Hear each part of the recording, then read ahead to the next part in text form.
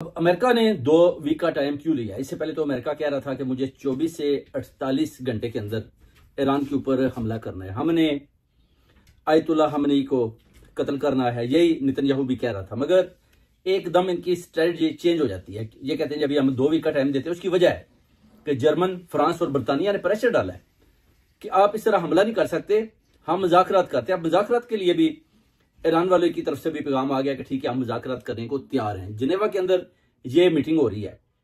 अब ट्रंप की तरफ देख रहा है नेतन्याहू। वो चाहता था कि ट्रंप जो है मेरा साथ दे और ईरान के ऊपर बमबारी करे। अब अगर उधर बमबारी करने आता है तो ईरान, आपको देखें कि उसका बहुत ज्यादा खर्चा है अगर वो ईरान के ऊपर बमबारी करता है। उसकी वजह है कि जितने भी बेड़े हैं जो इसने अपना बहरीन या अपना लिबिया इधर उधर लगाए हुए हैं, जो ईरान की जद में भी हैं, अगर वो उनको छेड़ता है तो उसके बाद फिर आपको पता है कि हर तरफ लड़ाई का आगाज हो जाएगा। और वो जो एक जहाज का खर्चा है वो आई थिंक इसके $1.5 लाख तक इसका चला जाता है अगर ये ईरान की तरफ बढ़ता है। फिर इसको जगह भी चाहिए कि किधर से जाकर ये हमले करे। इसको जगह पाकिस्तान देता है, इसको कौन सा मुल्क है जो जगह फराम करेगा जिधर से ये बैठकर ईरान के ऊपर हमले कर सकता है।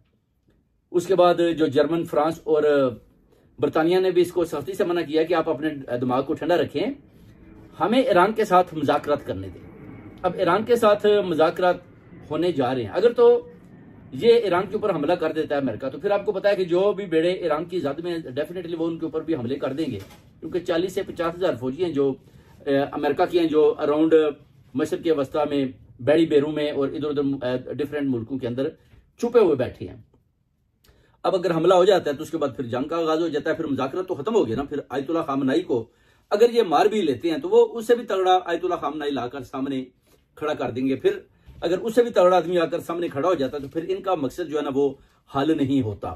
तो फिर इन्होंने सोचा है कि जो आप उधर ये भी चीज भी देख सकते हैं कि यूएई, कतर और उसके अलावा सऊदीया ने जो $2.5 ट्रिलियन यानी इसके साथ जो स्पेंड किए हैं, जो उन्होंने कॉन्ट्रैक्ट किए हैं, जो फ्यूचर में अमेरिका के साथ वो कॉन्ट्रैक्ट जो उन्होंने किए हैं वो उधर पैसा लगाएंगे।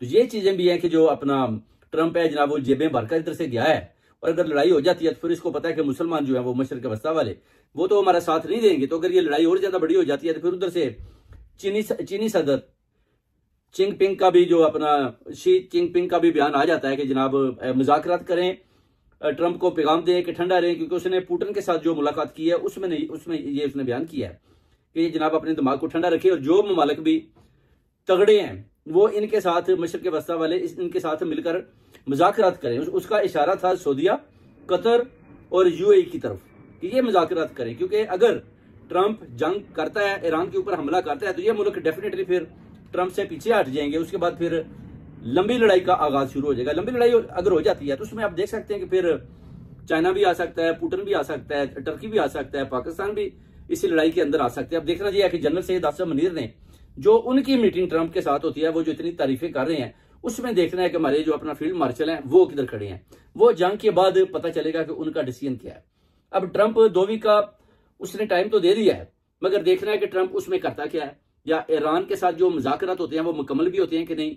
जो बंदिशें ये ईरान के ऊपर लगाना चाहते हैं, क्या ईरान उन बंदिशों को मानने को तैयार है कि नहीं है तैयार। ये चीजें भी देखने वाली है मेरे पाकिस्तानियों। हालात बड़े खराब हैं, जंग का बेसिकली आगाज शुरू हो चुका है।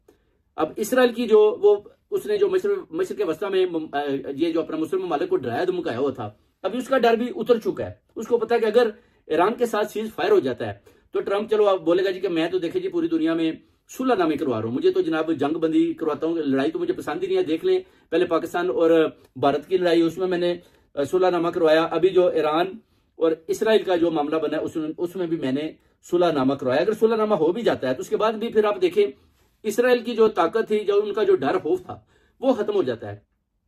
फ्यूचर में वो किसी के साथ भी थोड़ा सा भी पंगा लेंगे तो वो उसी वक्त इसराइल के ऊपर हमला कर देगा। अब इसराइल चाहता था कि किसी तरीके से भी जो ट्रंप है वो हमला करे, बमबारी करे, ताकि पता चले जी कि हम बड़ी अपने पावरफुल और बड़ी तगड़ी फोर्स के साथ हम ईरान के साथ लड़ाई कर रहे हैं और हमारा जो दबदबा है वो दूसरे ममालिक के ऊपर भी रहे।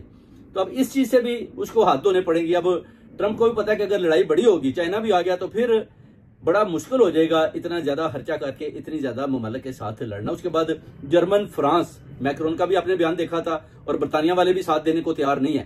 तो जब यूरोपीय ममालिक भी साथ देने को तैयार नहीं है तो तो फिर ट्रंप के लिए ये लड़ाई जीतनी बड़ी मुश्किल हो जाएगी अगर चाइना और अपना पुतिन यानी रशिया भी इस मैदान के अंदर आ गए। तो इसलिए अब ये सोचने पर मजबूर हो गया कि अगर मैंने लड़ाई लड़ी तो फिर ये जितने भी अपने मशरक के वस्ता में जो अपना रिच कंट्रीज हैं, सऊदीया है, यूएई है, दुबई है, कतर है, इस तरह ये ममालिक मेरा भी साथ छोड़ देंगे और ये अपना एक बहुत बड़ी ताकत बनकर सामने आएंगे और इसराइल का हमेशा के लिए सफाया कर देंगे। इसलिए इनको अब मुज़ाकरात की तरफ जा रहे हैं, ये इनकी मजबूरी है और मुज़ाकरात ही हल है बेसिकली। ये भी चीनी सदर ची पिंग का ये अपना जो उसने भी बोला कि मुज़ाकरात करें, मुज़ाकरात कामयाब करें, ठंडे होकर सोचें और देखें, अगर लड़ाई तूल पकड़ गई तो फिर वो कहता है कि इधर कुछ भी नहीं बचेगा। तो आप लोगों को अभी सोचना होगा, अगर आप इसराइल के साथ खड़े होकर दूसरे ममालिक के ऊपर अटैक करते हैं तो ये काबिल कबूल नहीं है।